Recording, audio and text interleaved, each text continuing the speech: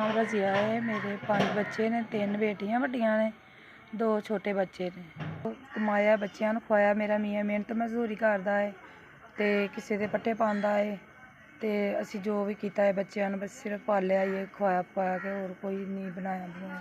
सोनी करवा लेंदे ने भाई तो मेहनत मजदूरियां करवा करू के बाद कहते हैं कि पकणगियां कणकां पकणगियां या मुंजियां पकणगियां फिर असीं तुहानूं पैसे देवांगे। भाई जी तुसीं मेरा साथ दो, कोई मेरा भैन भाई नहीं मेरे नाल, मैं कल्ली हाँ बस। तुसीं मेरा साथ देना है तो मैं किसी कोई पासे लगना। ये अल्लाह है भाई थल्ले भाई तुसीं जे तुसीं मेरी ज़रूरत पूरी करनी है तो मेरी परेशानी दूर करनी है, तुहाडी मेहरबानी होएगी ते अल्लाह दे थल्ले तुसीं मेरे नाल।